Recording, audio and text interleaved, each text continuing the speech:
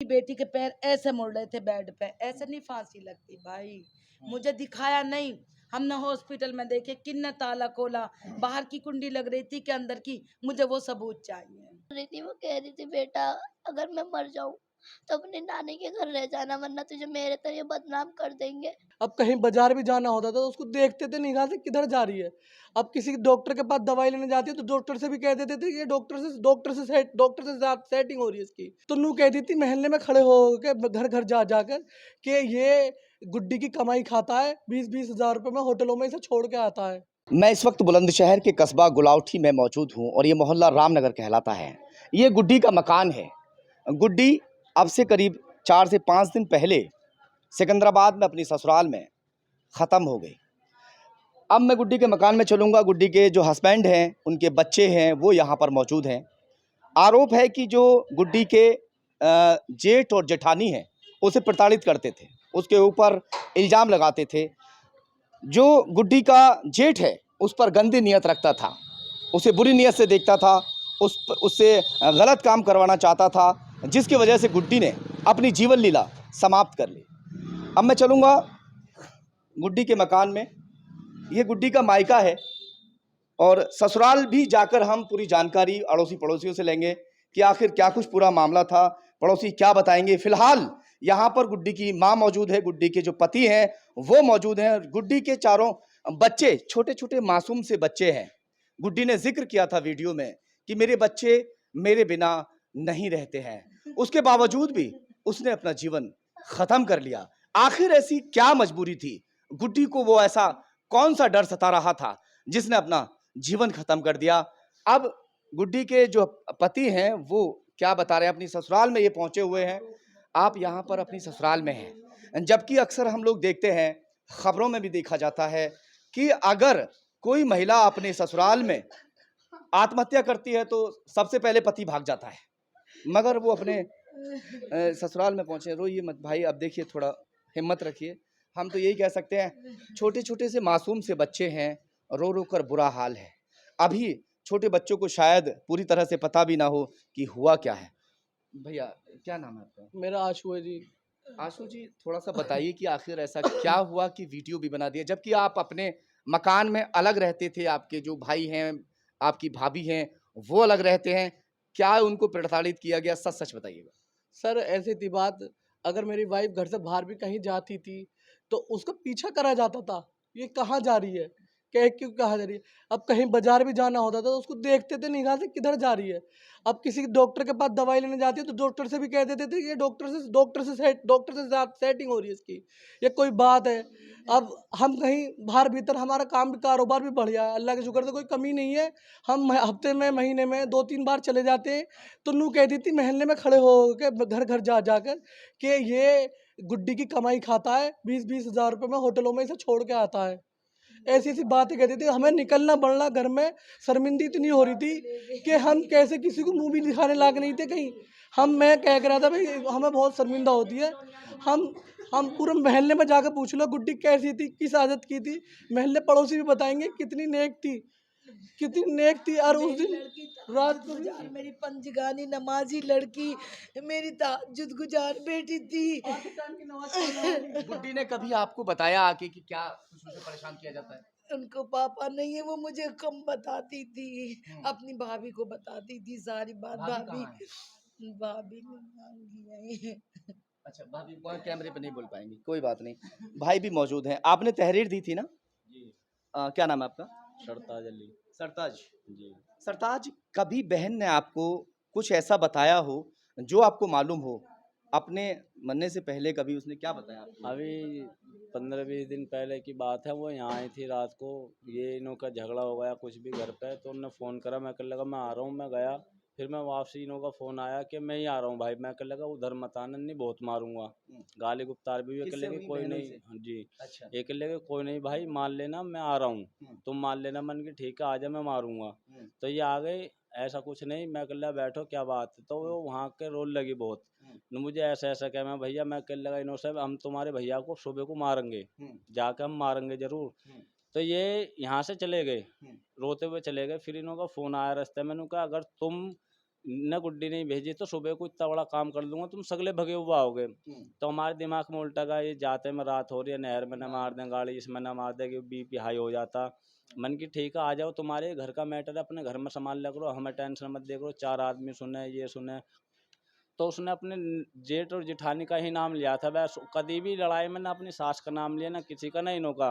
साफ के नहीं, मैं सब चीज़ से खुश हूँ, बस मेरे जेठ जेठानी मेरा पीछा घेरते हैं। अच्छा, कभी जेठ ने गंदी नीयत से उन पे हाथ डाला था? क्या कुछ ऐसा जो आपने तहरीर में लिखा है? जी, जी, कई दफ़े इसके चक्कर में हम वहाँ पंचायत भी हुई हैं, जो सामाजिक लोग हैं उन्हों के उससे फैसला भी हुआ है वहाँ पे, नु कहा आज के बाद नहीं होगा ऐसे वैसे, हाथ-वाथ जोड़कर रोने रुलाने से फिर जो छोड़ो ऐसा करके हम आगे चलो, जो पंचायत करेगी, यहाँ बड़े आदमी बैठे हैं, जैसे ये करेंगे वैसे करेंगे। तो कई दफ़े ऐसे विवाद में हम गए हुए हैं, और भी बहुत सारे विवाद है जो हम ये फ़ोन पे अच्छा, ये बताइए, उसकी शादी को तकरीबन 12 साल हो चुके हैं लगभग, है ना? जो तहरीर में भी है। 2011-12 साल हो गए जी। 12 साल हो चुके। जी, इन 12 सालों में ये आपने तहरीर में बताया कि सब कुछ शुरुआत में अच्छा था। जी, जी। मगर बाद में ऐसा क्या हुआ कि जिसकी वजह से उसको परेशान करने लगे? क्या एक ही घर में सब लोग रहते थे या पहले से ही अलग-अलग रहते हैं? पहले ये रोड वाले घर में रहते थे, जो यूनियन के सामने हैं। हाँ। तो वहाँ पे कुछ परेशानी नहीं थी, ये चारों भाई रहते थे वहाँ। फिर इन्हों के बाद में ये जैनब मैरिज होम के पीछे जब इन्होंने मकान लिया, तो उसमें ये और ऊपर नीचे ये रह रहे थे, और ऊपर दौरान जेठानी। जब से ही 2-3 साल से इन्होंने बिगाड़ खाता हाल लगा।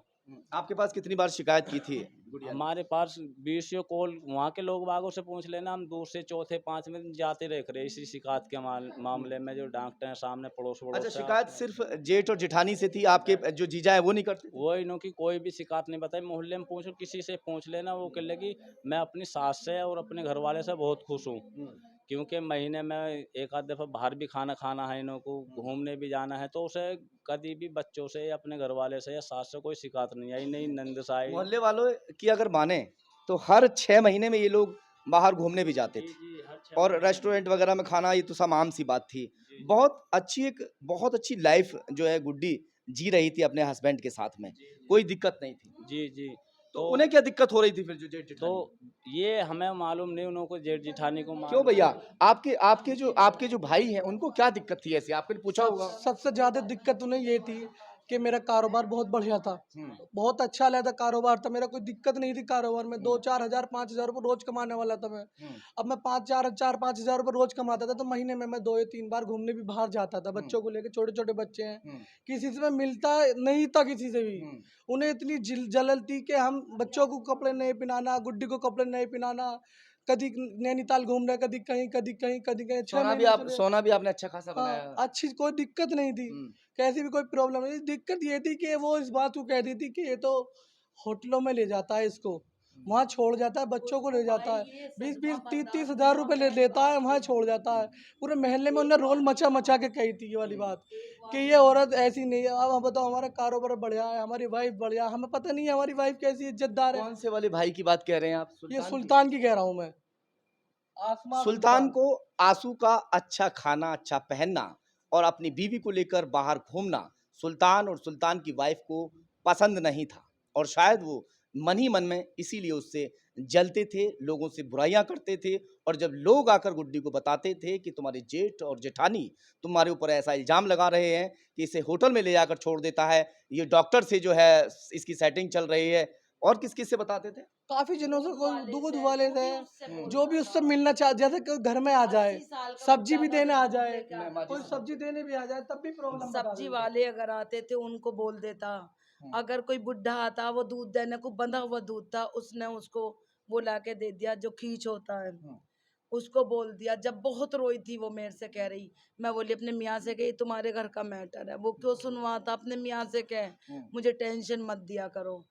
डॉक्टर के जा रही, एक औरत पर बच्चे पढ़ाती थी, लड़की इतनी बड़ी, इनको ट्यूशन, उस लड़की को कह दिया, ये लड़की नहीं तो इसे ओयो में जाना सिखाया है। वो लड़की का घर वाले गोली मार देते, इसमें बहुत मोहल्ले में झगड़ा हुआ, तो मेरी लड़की ने ये कह दिया तुम्हें नहीं कहा, मुझे कहा। बिचाई भी बहुत मेरी लड़की ने, मगर इसी के दर्द को लेके हम कम से कम 20 बार गए वहाँ।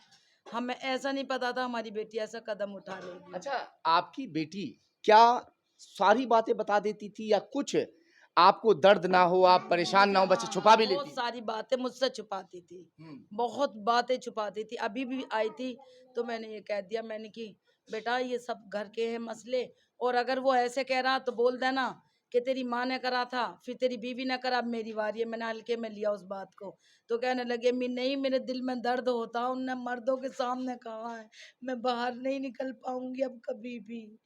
उनने अपनी बात सारी अपनी नंद को बताई, मैं ऐसे ऐसा करूंगी बाजी, और मोबाइल में वीडियो छोड़ूंगी। फिर मुझे नहीं पता वो लोग कहाँ से आए, कैसे आए, क्योंकि अब तुम फांसी का बूझो कि मेरी बेटी कसम खा के ये मस्जिद में बताएंगे, मेरी बेटी के पैर ऐसे मुड़ रहे थे बेड पे, ऐसे नहीं फांसी लगती भाई। मुझे दिखाया नहीं, हमने हॉस्पिटल में देखे, किन्ने ताला खोला, बाहर की कुंडी लग रही थी कि अंदर की, मुझे वो सबूत चाहिए। कुंडी बाहर की थी कि अंदर की थी, मेरी बेटी हम कितनी हम ऊंची थी, हम अभी कितनी गए ऊपर थे थी। वहाँ, हम मौके पर गए थे। बताया मोहल्ले वालों ने कि पहले इन्होंने जब बाहर से शोर मचाया, बच्चे को किसी से स्कूल का लेकर आए थे, तो अंदर से कुंडी वगैरह जो भी थी वो लगी हुई थी। फिर उन्होंने शोर किया, मोहल्ले वाले लड़के कुछ इकट्ठे हुए, उसके बाद में उसको वहाँ पे तोड़वाया था किसी हाँ, से। किवाड़ तोड़वाया था। हाँ, मेरा बीपी लो हो रहा था, करीबन मेरा बीपी अच्छा, कोई और रास्ता ऐसा है जो कहीं से कोई अंदर जा है। सके? उनके बच्चे ही आते जाते उस रास्ते से, हैं? क्योंकि वो रही थी तीसरी दूसरी मंजिल पे, उसके बच्चे आते थे शीशा खोल के और उतर जाते हैं और उतर जाते थे। क्या आपके भाई का हिस्सा है अभी उस मकान में? नहीं, मकान में कोई हिस्सा नहीं भाई का। वो कैसे उसमें से निकल गए? वो मैंने खरीद लिया, बंटवारा हुआ था तो मैंने उन्हें पैसे दिए थे। तो ऐसा तो नहीं था उनका इस बात की भी कसक रहेगी हो कि पूरा मकान इन्होंने हत्या लिया? हाँ, सगली सगली जलन तो ये और ज्यादा जलन होगी कि पैसे मकान भी इसके गुड्डी के नाम करने वाला था मैं।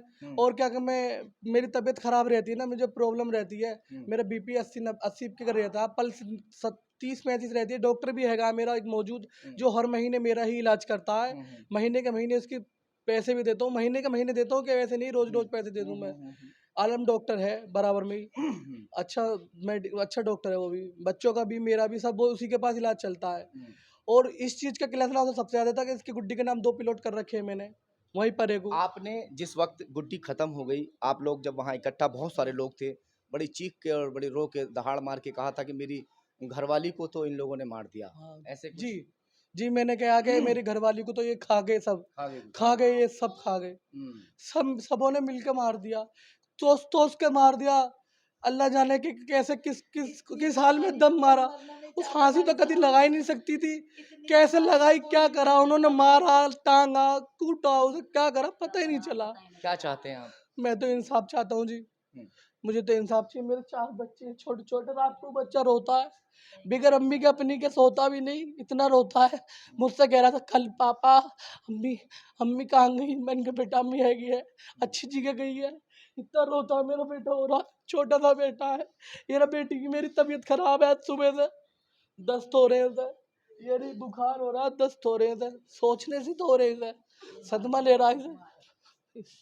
इतना परेशान हूँ मैं। बस जुमरात वाले दिन मुझसे रात को बात भी करी थी, हाँ, राजू को से पूछी थी, मैं हॉस्टल मेरी लड़की पढ़ती हूँ। आलिमा कोर्स कर रही, आलिमा रा- स्कूल में पढ़ आप रही है। आलिमा का कोर्स कर रहे हैं? हाँ, हाँ बेटा, जी, क्या बात हुई अम्मी से? मुझसे अम्मी जी कह रही थी, हंसी राजी खुशी की पूछ के रो रो के ही बात कर रही थी। वो कह रही थी बेटा अगर मैं मर जाऊं तो अपने नानी के घर रह जाना, वरना तुझे मेरे तरह बदनाम कर देंगे और तुझे यहाँ से घुटा घुटा कर मारेंगे। फिर कहने लगी, मुझे छोड़ कर आ रही थी, वो कह रही थी बेटा आज तो मुझे इस पे इतना इल्जाम लगाए, कल को तुझ पर लगाएंगे तो मुझ पे बात सहन नहीं होने की। अच्छा, तुम यहीं रहती हो नानी के पास? जी नहीं, मैं खिचड़ा पढ़ रही थी। खिचड़े में? अच्छा, जो मसूरी के पास खिचड़ा है, हाँ, हाँ। वहाँ पढ़ते हो आप मदरसे में? आलिमे का कोर्स वो- आलिमे का कोर्स कर रहे फिर हो? वो कहने लगी अगर मैं मर जाऊं तो मेरा रात का दफीना करवा। फिर लास्ट में बस एक बार यही बात की, अगर मैं मर जाऊं तो मेरे जनाजे पे मेरी मतलब मेरे जेठ जेठानी बैठ गए तो मैं तेरे पापा का असर के दिन गिरबान पकड़ूंगी। ये बात की थी, इतना ही फोन का दिल ना लगे तो जब क्या कहा था? दिल ना लगे तो फिर तू अपने ताई ताऊ की बात याद करके वहीं पे रह लेना। फिर मुझसे बस मैं कह रही थी मम्मा क्या हो गया, वो बोली कि बेटा कोई घर में आया है, मैं अभी कर लूंगी। मैं कह रही कौन? बेटा तेरी फुप्पो आई है, बस इतना कौन सी इतना फोन। फुप्पो है? वो जो कल थी उन्होंने ताई की भाभी। तो वो हम भी उन्हें पप्पो ही कह रहे थे। किस दिन बात हुई थी आपकी? जुमरात वाले दिन, जुम्मे वाले दिन सुबह को इंतकाल हो गया उनका। आखिरी बार बात हुई थी, उसके बाद आपकी बात नहीं हुई? आखिरी बार बात हुई थी फिर बात नहीं हुई। फिर दोबारा बस ये कॉल कह रही थी, कॉल जो करी थी वो कह रही थी बेटा सो जाओ, बस ये करी थी। रात को बात हुई थी। हाँ, रात को ही बात हो परेशान रही दिख रही थी मम्मी। हाँ, वो रो रही थी, सब कह रहे थे तेरी मम्मा क्यों रो रही, मैं कह रही पता नहीं क्या हो गया, आज मेरी मम्मा पहली बार रो रही है, वरना मैं रो के बात करती हूँ। मेरी मम्मा ने मुझे समझाया बेटा रो के बात मत करा करो, फिर घर पे मेरा कै जन आए थे उस दिन? वो मुझे ऐसे नहीं बताया, तो बस मैं बताया था तेरी फुप्पो आई है, बस इतने ही फोन काट दिया था। ये गुड्डी की बिटिया है जिससे आखिरी बार बात हुई थी, और आखिरी बार भी उसका कहना ये था कि तुम्हारे ताई और ताऊ मेरे जनाजे में शामिल ना हो। अगर वो शामिल हो गए तो हस्र क़यामत के दिन मैं अपने पति का, अपने शौहर का गलेमान पकड़ लूँगी।